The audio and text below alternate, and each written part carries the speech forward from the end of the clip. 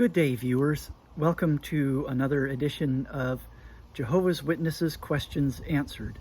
I'm Brian Pope, and FYI, I've never been a Jehovah's Witness, and I'm not one now, and I identify myself as an evangelical Christian. And my question for today is that people ask me, are Jehovah's Witnesses brainwashed? Or sometimes it's expressed as, oh, those JWs, they're just brainwashed, aren't they? And so, are Jehovah's Witnesses brainwashed? That's the question for today.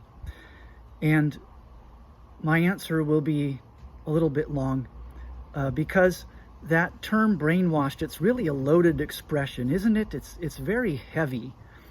And so I want us to think about, well, what comes to mind when you think of that word brainwashed? And I have some notes over here, so I'm going to put the readers on. What comes to mind might be a number of high-control religious groups. The Moonies, the People's Temple with Jim Jones, if you're old enough, you remember that from the 70s.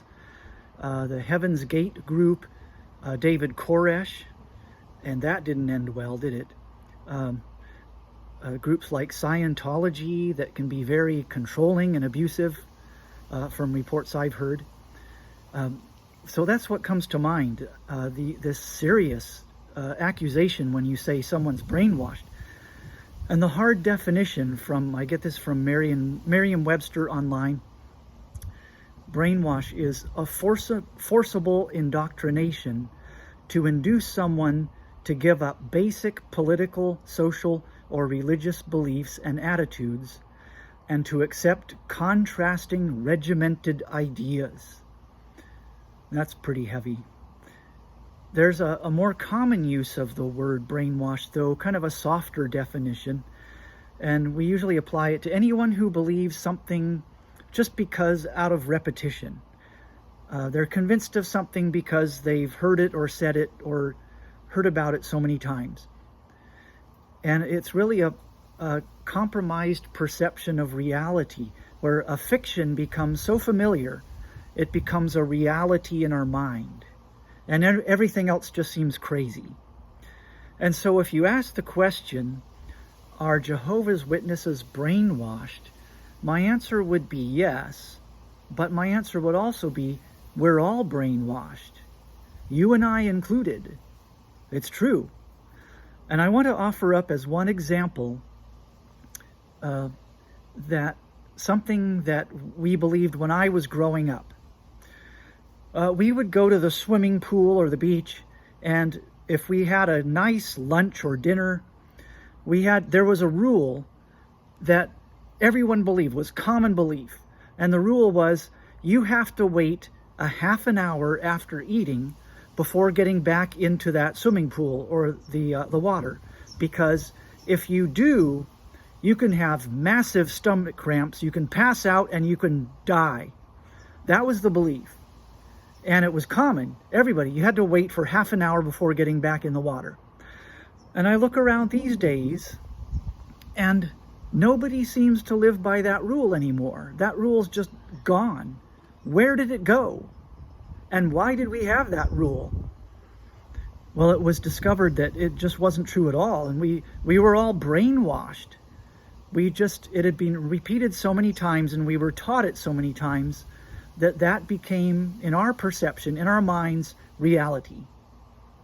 So I think the word brainwashed is the wrong image.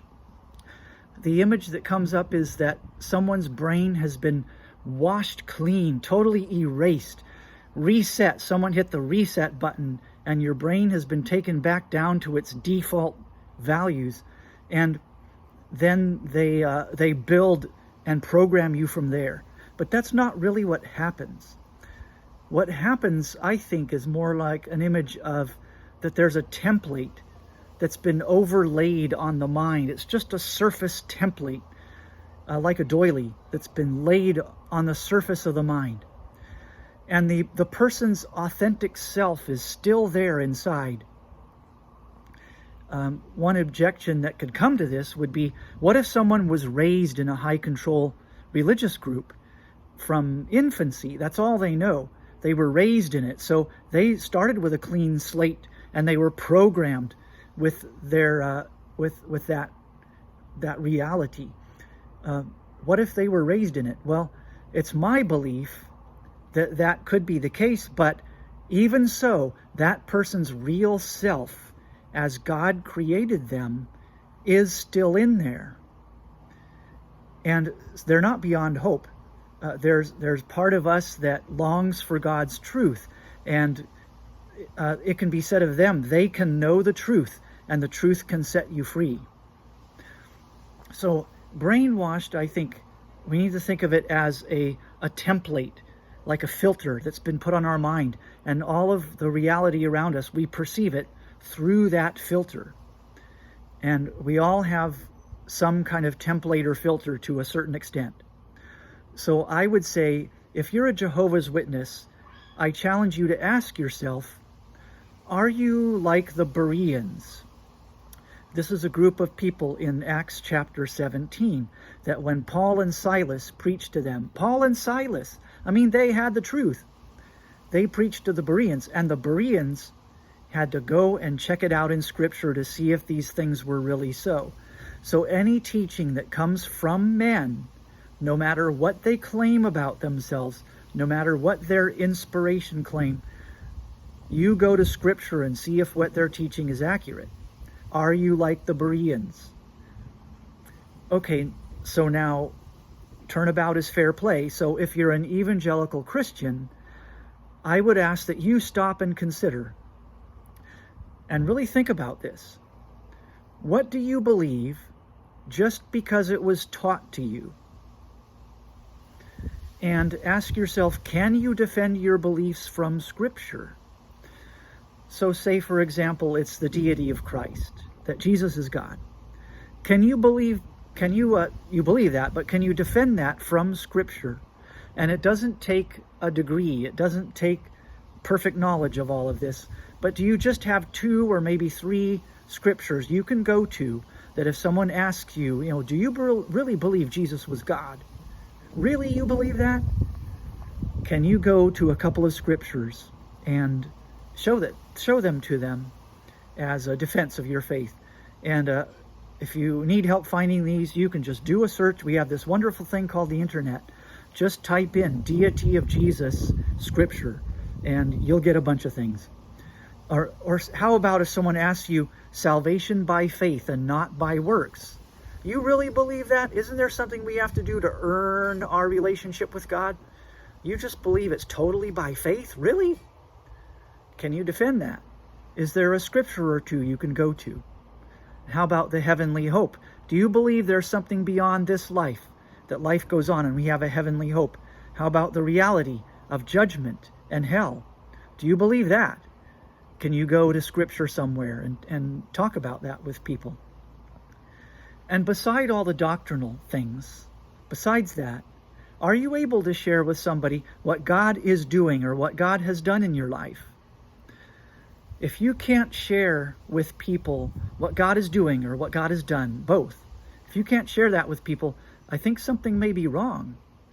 And you need to pursue that. You need to look into that.